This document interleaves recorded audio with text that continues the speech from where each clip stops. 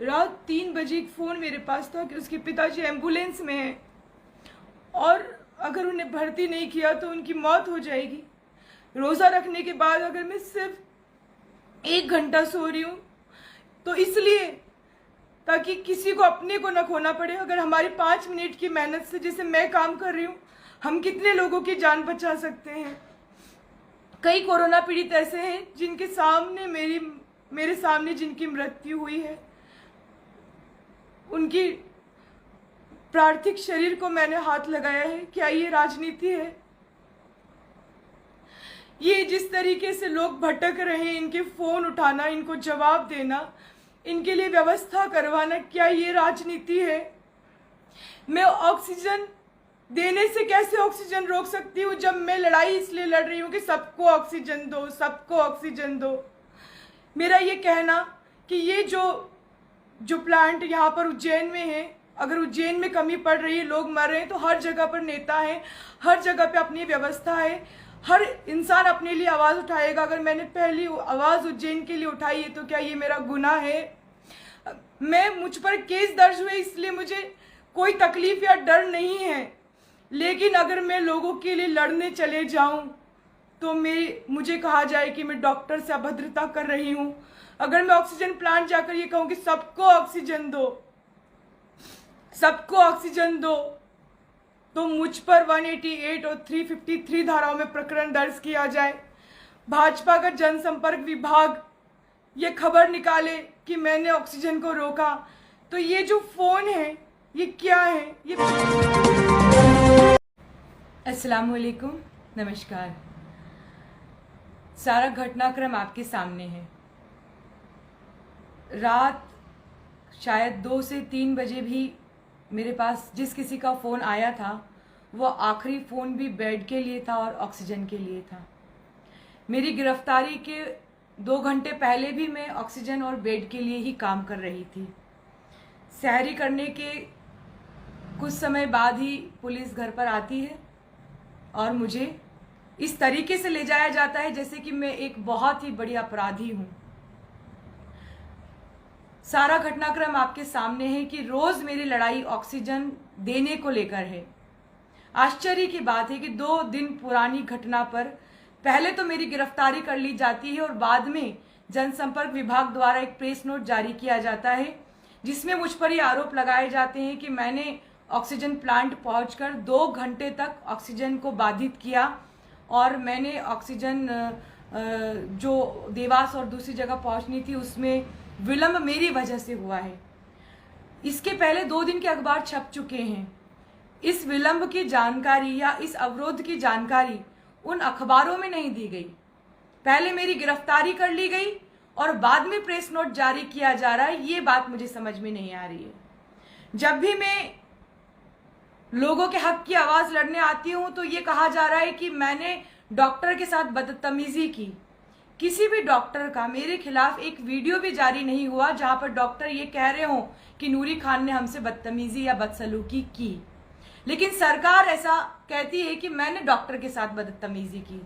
सरकार इस बात को क्यों स्वीकार नहीं करती है कि मास्क और 2 गज की दूरी एक आम आदमी के लिए जरूरी है तो उतनी ही कोरोना पेशेंट के लिए भी जरूरी है। पहले दिन जाकर जब हॉस्पिटल में मैंने इलाज को लेकर वहां की व्यवस्था के खिलाफ आवाज उठाई तो मुझे ये कह दिया गया कि मैंने डॉक्टर के साथ बदसलूकी की, लेकिन ऐसा कोई डॉक्टर सामने नहीं आया जिसने ये कहा हो कि मैंने उसके साथ बदसलूकी की, क्योंकि मैं तो डॉक्टरों का सम्मान करती हूँ। उस वक्त जो स्थिति निर्मित हुई थी वो निगमायुक्त के साथ, निगम कमिश्नर के साथ मेरी बात हुई थी कि ये अगर आप आम आदमी के लिए मुझे कोरोना प्रोटोकॉल की बात कर रहे हैं तो मरीजों के लिए तो उसका खास कर से ध्यान रखना होगा। आश्चर्य की बात है कि मैं लोगों के हक की लड़ाई लड़ रही हूँ। मैं रोजे से भूखे प्यासी 22 घंटे काम करती हूँ। सुबह की सहरी और नमाज पढ़ने के बाद मुश्किल से 1 या 2 घंटा मुझे नींद आती है। हर 10 मिनट बाद उठकर मैं ये फ़ोन चेक करती हूँ, मैसेज देखती हूँ कि किसी को ऑक्सीजन की ज़रूरत तो नहीं है, किसी को अस्पताल में भर्ती होने के लिए बेड चाहिए लेकिन उसे बेड उपलब्ध नहीं हो पा रहा हो। तो जो लड़की 22 घंटे लोगों के लिए काम कर रही हो, जो गिड़गिड़ा रही हो कि लोगों को ऑक्सीजन मिले, क्या वही जाकर ऑक्सीजन प्लांट में ऑक्सीजन अवरुद्ध कर देगी? वहां पर इतने सारे पुलिसकर्मी मौजूद होने के बाद आप लोगों ने भी वो बड़ा सा गेट देखा होगा जो कि जंजीरों से बंधा हुआ था, जहां मैं बाहर से खटखटाती रह गई कि इसमें ऑक्सीजन गैस भरी जाए। और बाहर की गाड़ी देखने के बाद मैंने उस गाड़ी को थपथपाते हुए सिर्फ ये कहा था कि उज्जैन में ऑक्सीजन नहीं मिली है तो ये ऑक्सीजन बाहर क्यों जा रही है। शायद उस गाड़ी को मैंने 1 मिनट के लिए भी नहीं रोका था। जनसंपर्क विभाग द्वारा मेरी गिरफ्तारी के बाद जिस तरीके की प्रेस रिलीज जारी की गई है, उसके लिए मैं कुछ पूछना चाहती हूँ। सबसे पहले तो अब काफ़ी सारे मेरे साथी यहाँ पर जुड़ चुके हैं, सभी को सलाम अर्ज करती हूँ। नमस्कार, अस्सलाम वालेकुम। आप सभी ने मेरी आवाज़ को जिस ताकत के साथ उठाया है, आज जो मैं 22 घंटे काम कर रही थी उसका इनाम मुझे दिया गया है। धारा 353 शासकीय कार्य में बाधा, किसी को बेड दिलवाना, किसी को ऑक्सीजन दिलवाना, शासन स्वयं जिस काम को करने में समर्थ न हो उस काम के लिए आवाज उठाना मेरे लिए धारा 353, 188, 270, 26, 269, 04, 03 अनगिनत धाराओं में मुझ पर प्रकरण दर्ज किया गया है। और वो धाराएं ऐसी हैं जिनमें थाने से जमानत नहीं होती, गैर जमानती धाराएं हैं जिनके तहत मुझ पर प्रकरण दर्ज किया गया। कोई अपराधी नहीं थी मैं 307 या 302 की, लेकिन सुबह 7 बजे मेरे घर पर आना और अपराधियों की तरह मुझे ले जाना, किस बात की जल्दी थी सरकार को? क्या आपने सोचकर देखा है किस बात की जल्दी थी? क्योंकि कल रात मैंने एक बात कही थी कि आज 11 बजे मैं एक प्रेस कॉन्फ्रेंस के माध्यम से एक बहुत बड़ा खुलासा करने वाली हूँ। शिवराज सिंह चौहान की और सरकार की नींद उस खुलासे से उड़ गई और 11 बजने से पहले ही उन्होंने मुझे थाने से जेल और कोर्ट भेजने का इंतजाम कर लिया था। इतने ताबड़तोड़ में मुझ पर धाराएं लगाई गई हैं। अगर ये प्लांट के जो मैनेजर द्वारा आज वो प्रेस रिलीज जनसंपर्क विभाग द्वारा जारी की गई है। एक मामूली सी लड़की से आपको लड़ने के लिए पूरे शासन तंत्र का इस्तेमाल करना पड़ रहा है, क्यों? आपके विधायक और पूर्व मंत्री आकर मेरी बात को कहते हैं कि मैं राजनीति कर रही हूं। आज मेरी गिरफ्तारी की जाती है, मैंने कोई प्रेस नोट जारी नहीं किया कि मेरी गिरफ्तारी क्यों की गई।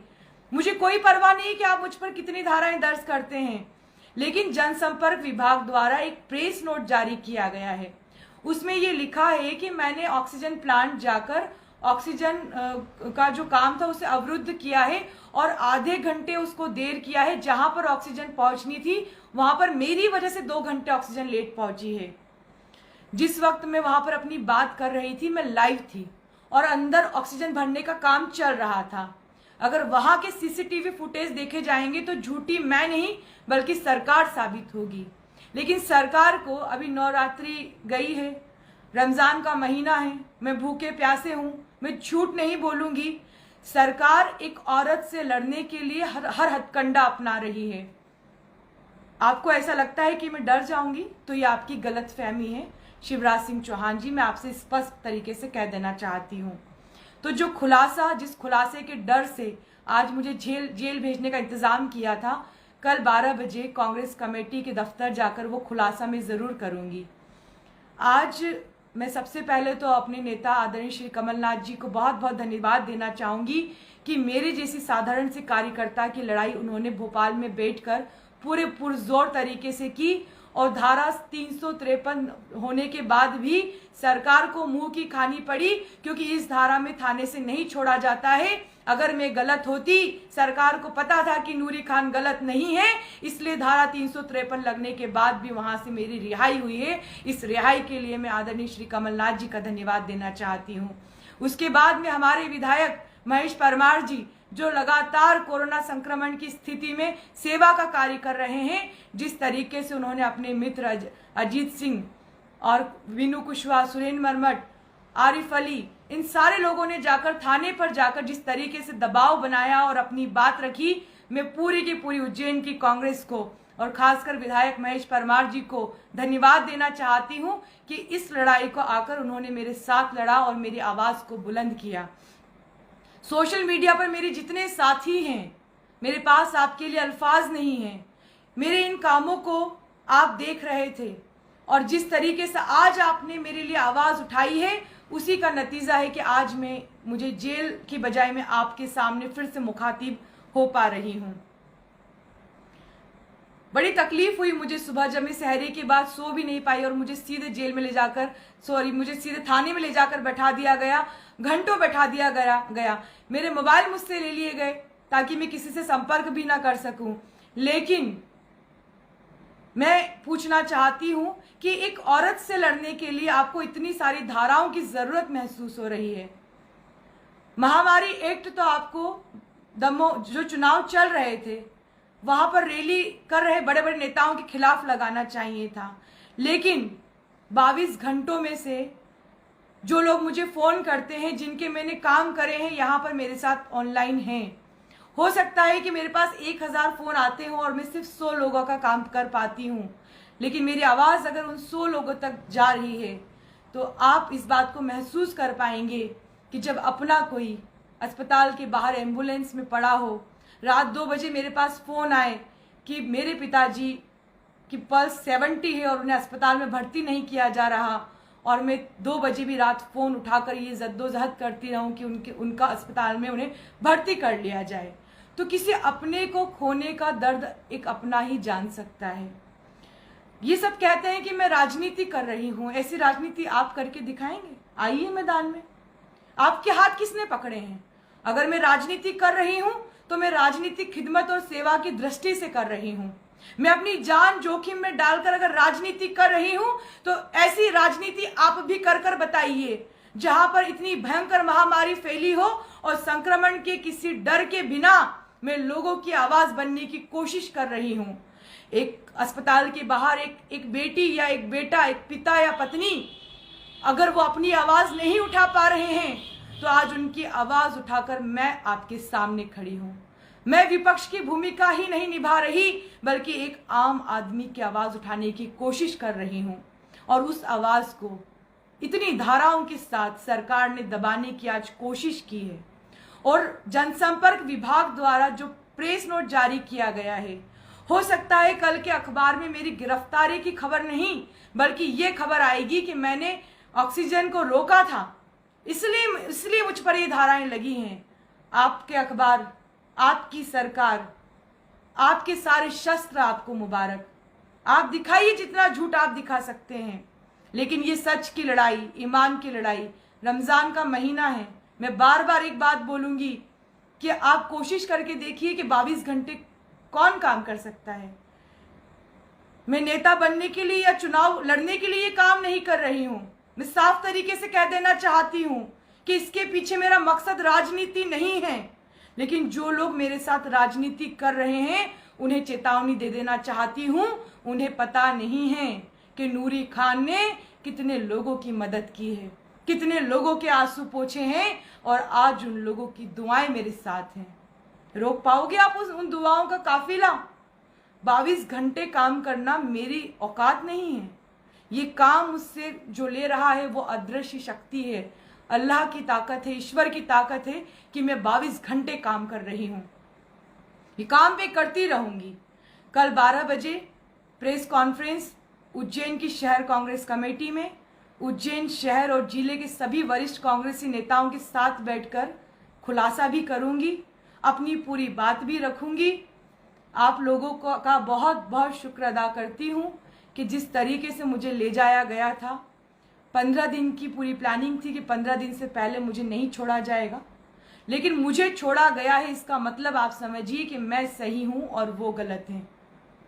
इस तरह की कई सारे प्रेस रिलीज जारी कर दीजिए, आरोप मुझ पे लगा दीजिए, लेकिन जनता जानती है जिसका अपना कोई मरता है और उसके लिए जब मैं फोन उठाती हूँ, उसके काम आती हूँ।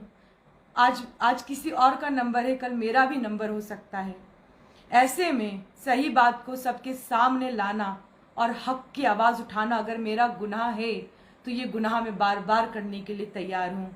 मैं आप सबका बहुत दिल से शुक्र अदा करना चाहती हूँ। आज मेरे पास अल्फाज नहीं हैं। ये मेरा फ़ोन है, अगर मैं आपको कुछ सबूत देना चाहूँ कि किसे सुबह किसकी गिरफ्तारी की गई थी, तो आपको आश्चर्य होगा। ये एक हमारी बहन है जिसका रात 12 बजे मेरे पास फ़ोन आया था। मेरी इससे आज कोई बात नहीं हुई है, मैं अचानक से इसे फ़ोन लगा रही हूँ। मैं हर व्यक्ति का एक डाटा अपने पास रख रही हूँ जिसने मदद के लिए फ़ोन किया हो और मैंने दोबारा उससे पूछा ना हो कि आपके पास मदद पहुँची या नहीं। मुझे किसी सबूत देने की ज़रूरत नहीं है, लेकिन मैं ये कोशिश करना चाह रही हूँ कि मैं जो कर रही हूँ अगर वो गुनाह है, जिन धाराओं में मुझ पर प्रकरण दर्ज किया गया है, अगर सरकार सही है तो रोज मुझ पर 10 धाराएं लगाएं, मैं रोज काम करती रहूंगी। अभी ये फोन नहीं उठा है, लेकिन कुछ देरी में यहाँ से जैसे ही फोन आता है मैं आपके सामने रूबरू करना चाहूंगी। ऐसे कई सारे फोन मेरे पास आए हैं जिसका निराकरण मैं उसी वक्त करती हूँ और यही मेरा गुनाह है। जिस तरह से उज्जैन में आप शमशान और कब्रिस्तान जाएंगे तो वहां पर जगह नहीं है। इतने लोगों की जो मृत्यु हो रही है वो सिर्फ कोरोना की वजह से नहीं हो रही है, उसमें सरकार का कहीं ना कहीं एक ऐसी भागीदारी है जिससे डरकर आज उन्होंने मुझे गिरफ्तार करके जेल में भेजने की साजिश और कोशिश रची है। ये फोन मेरे पास आ गया है। साइमा बहन बोल रहे हो? जी जी जी मैडम, अस्सलाम वालेकुम। वालेकुम सलाम। आज मेरी गिरफ्तारी हुई थी, आपको पता है? जी मुझे पता है। तो आप मेरे बारे में क्या कहना चाहेंगी? मैं ऑनलाइन हूँ, मैं सबको बताना चाह रही हूँ कि मैं क्या काम कर रही हूँ। आप थोड़ा सा अपना अच्छा काम कर रही हैं मैडम, आप बहुत अच्छा काम कर रही हैं। आपने मुझे कल रात कितनी बजे फोन लगाया था? मैंने आपको लगाया था 11:15 बजे के करीब रात को। आपकी तकलीफ पूरी बताइए ना, और मैंने क्या किया था थोड़ा सा। एक्चुअली में मेरी मदर इन लॉ की सैचुरेशन एकदम से डाउन हो गया था और मुझे कहीं पर भी किट नहीं मिल रहा था ऑक्सीजन का। तो मुझे आपका नंबर मोहसिन के थ्रू मिला और आपने उसी वक्त आपने मतलब उस काम को करने में 2 मिनट भी नहीं लगाए और आपने फौरन वो काम करवा दिया। किसी को फोन करके आपने फौरन बोला कि वो वहाँ किट पहुंचानी है और वो चीज मुझ तक आई और उसकी वजह से अल्लाह का शुक्र है लाख लाख के मेरी मदर इन लॉ अभी बेहतर फील कर रही है। साइमा बहन बहुत बहुत शुक्रिया, मैं आपसे फिर से जरूर जल्दी बात करूंगी जी। अब मैं आपके पास रात 2:30 बजे वाला फोन लगाऊंगी। मैं आपके पास रात 3 बजे वाला फोन लगाती हूँ कि मैं रात 3 बजे क्या कर रही थी। ये भी गुनाह था शायद। फिरोज भाई वालेकुम सलाम। कल रात वहाँ पर आरडी गाड़ी में आपने मुझे रात 3 बजे फोन किया, मैंने आपका फोन उठाया था? जी जी फोन उठाया था। आपकी क्या समस्या थी? आपने 3 बजे मुझे फोन किया था। जी मैडम, यहाँ पर जो ऑक्सीजन का जो फ्लो था ना वो इतना स्लो हो गया था गैस नहीं होने के कारण। यहाँ पर गाड़ी भी गैस की कोशिश नहीं थी। बहुत देर बाद बहुत स्लो ऑक्सीजन चल रहा था। सारे पेशेंट बहुत ज्यादा ऊपर नीचे तड़प रहे थे। खुद मेरी मम्मी भर्ती है यहाँ पर, वो तो आड़ी हो गई थी। यानी इतना ऑक्सीजन चाहिए रहता उनको 1 मिनट में 15 लीटर। वो उनको इतना ऑक्सीजन नहीं मिला तो वो पलंग पे इस तरीके से आड़ी होती कि कभी मैंने उनको ऐसी आड़ी देखी ही नहीं। मैंने उनको बाहर से देखा, फिर मैं भागा, घबराया, फिर आपको ही फोन लगाया, फिर अंदर गया, सीएमओ साहब के मैंने गया साहब मैंने गैस की व्यवस्था है सर। मैंने कहा कैसे क्या कहा, मैंने अंदर पेटेंट हाड़ा हो गया। एक मिनट फिरोज भाई, हाँ एक मिनट। ये फिरोज भाई ने मुझे रात के 3 बजे फोन लगाया है, जिनका फोन उठाकर मैंने पूरी कोशिश की कि मैं इनके लिए काम आ सकूं। मैं आपसे फिर से बात करूंगी। अब मैं एक और फोन आपके सामने लगाऊंगी और ये मनोज साहू जी हैं, इनको मैं फ़ोन लगाती हूँ। अब इनका भी अनुभव हम सुनते हैं, मनोज साहू जी का अनुभव हम सुनते हैं। उसके बाद मैं पहले से कोशिश करती हूँ कि मैं किसी और को भी फ़ोन लगाऊं। मुझे ज़रूरत नहीं है कि मैं ये बात आपके सामने रख सकूं, लेकिन मुझे अब महसूस हो रहा है कि मुझे ये बताना पड़ेगा कि आखिर मुझ पर इतनी धाराओं में प्रकरण क्यों दर्ज किया जा रहा है। मनोज साहू जी नमस्कार। आपको पता पड़ा मैं गिरफ्तार हो गई थी। आज मैं आप लोगों का मुद्दा उठाने वाली थी। मैंने कल कहा भी कि मैं एक बहुत बड़ी बात सबके सामने लाऊंगी, लेकिन उसके पहले आज सुबह 7 बजे मुझे गिरफ्तार कर लिया गया। अब मैं यहाँ पर ऑनलाइन हूँ। कृपया आप अपना अनुभव बताएंगी कि क्या हुआ, आपने मेरे से क्यों संपर्क साधा है। 1 मिनट में लाइन पर मैं आपका स्पीकर पे है, आप बताइए। मैडम ये पूरे हॉस्पिटल में जा कैंप तो बोलते रही 17 तारीख से रेमडेसिविर इंजेक्शन देखो तो उसके नाम से इश्यू होता है, होती वापस से पता नहीं किस शैलेश था उसके नाम से निकल जाता था, ऐसा बताते थे। बोले क्या तो फिर हम रोज बोल रहे कि लग जाएगा, तो बोले 10 बजे तक लग जाएगा, रात के 10 बजे तक 11 बजे तक इस जगह पे। आखिरकार वो 17 तारीख का नहीं लगा और जाके 24 तारीख को लगा मैडम, और वो एक्सपायर हो गया। और ना कोई पेपर देते हैं ना कुछ देते, बहुत प्रॉब्लम करी पूरी, मतलब किसी ने सपोर्ट नहीं करा। ये कंडीशन थी, आप थोड़ा आए थे, आपने सपोर्ट करने की कोशिश करी थी लेकिन नहीं हो पाया। फिर आखिर में वो बच्चा चले गया। आखिर ये बता रहे हैं कि इनके भाई को ज़रूरत थी और मुझसे संपर्क साधा गया। मैं पूरी कोशिश करती रही क्योंकि मेरे हाथ में कोशिश करनी थी, लेकिन इन्होंने इनके भाई को खो दिया। और इसके अलावा इनकी माताजी भी वहाँ पर एडमिट हैं आरडी गाड़ी में, ये अपनी माँ को देखने नहीं पहुँच पाए। तो ये साहू जी हैं, साहू जी के साथ मैं इनके परिवार के साथ 3 दिन में मैंने खुद अपनी तरफ से भी कम 5 से 6 फ़ोन लगाए हैं और हर बार मैंने जानकारी ली है कि अब क्या चल रहा है, अब क्या हो रहा है, मैं आपके लिए क्या कर सकती हूँ। मैं सबके काम नहीं कर सकती हूँ, लेकिन मैं किसी के साथ खड़े हो सकती हूँ, ये मेरी कोशिश है। मैं आपको फिर से फ़ोन लगाती हूँ जी। ठीक है, अभी मैडम मैं भी कोरोना पॉजिटिव बता दिया इन्होंने मुझे। अच्छा, तो फिर आप अपना ख्याल रखिए। आइसोलेट हो गए हम अंदर। ऑक्सीजन की या कोई भी ज़रूरत हो तो आप मुझे फ़ोन लगाइएगा जी। ठीक है मनोज साहू जी, धन्यवाद। अभी भी कुछ फ़ोन बाकी हैं। मैं हो सकता है कि मैं आज मेरे अंदर मुझे समझ में नहीं आ रहा है कि मैं किन शब्दों के साथ आपको ये समझाने की कोशिश करूं। मुझे किसी शब्द की ज़रूरत भी नहीं है।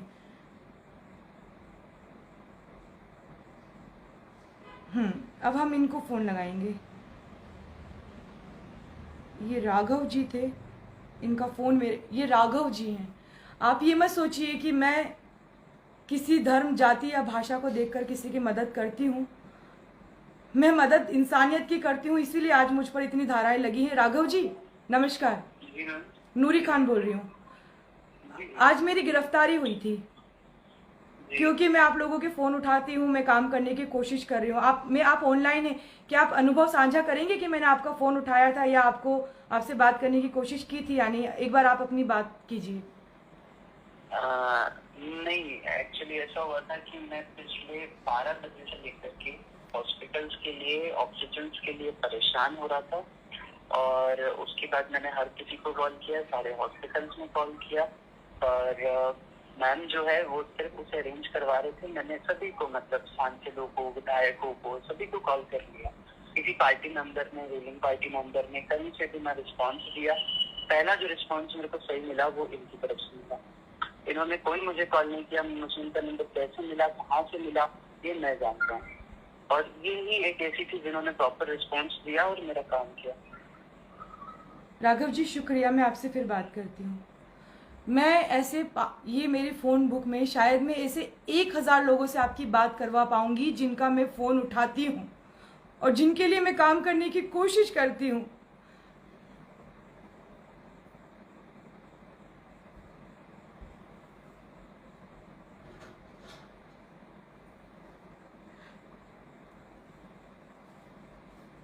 रात 3 बजे एक फ़ोन मेरे पास था कि उसके पिताजी एम्बुलेंस में हैं और अगर उन्हें भर्ती नहीं किया तो उनकी मौत हो जाएगी। रोज़ा रखने के बाद अगर मैं सिर्फ 1 घंटा सो रही हूँ तो इसलिए ताकि किसी को अपने को ना खोना पड़े। अगर हमारी 5 मिनट की मेहनत से, जैसे मैं काम कर रही हूँ, हम कितने लोगों की जान बचा सकते हैं। कई कोरोना पीड़ित ऐसे हैं जिनके सामने मेरे सामने जिनकी मृत्यु हुई है, उनकी पार्थिव शरीर को मैंने हाथ लगाया है। क्या ये राजनीति है? ये जिस तरीके से लोग भटक रहे हैं, इनके फोन उठाना, इनको जवाब देना, इनके लिए व्यवस्था करवाना, क्या ये राजनीति है? मैं ऑक्सीजन देने से कैसे ऑक्सीजन रोक सकती हूँ जब मैं लड़ाई इसलिए लड़ रही हूँ कि सबको ऑक्सीजन दो, सबको ऑक्सीजन दो। मेरा ये कहना कि ये जो प्लांट यहाँ पर उज्जैन में है, अगर उज्जैन में कमी पड़ रही है, लोग मर रहे हैं, तो हर जगह पर नेता है, हर जगह पे अपनी व्यवस्था है, हर इंसान अपने लिए आवाज़ उठाएगा। अगर मैंने पहली आवाज़ उज्जैन के लिए उठाई है तो क्या ये मेरा गुनाह है? मुझ पर केस दर्ज हुए इसलिए मुझे कोई तकलीफ या डर नहीं है, लेकिन अगर मैं लोगों के लिए लड़ने चले जाऊं तो मुझे कहा जाए कि मैं डॉक्टर से अभद्रता कर रही हूँ। अगर मैं ऑक्सीजन प्लांट जाकर ये कहूँ कि सबको ऑक्सीजन दो, सबको ऑक्सीजन दो, तो मुझ पर 188 और 353 धाराओं में प्रकरण दर्ज किया जाए। भाजपा का जनसंपर्क विभाग ये खबर निकाले कि मैंने ऑक्सीजन को रोका। तो ये जो फोन है ये क्या है? ये मैंने सिर्फ 3 या 4 और भी लोग हैं। मैं और फोन आपको लगाती हूँ, मैं 1-2 फोन और आपको लगाना चाहूंगी।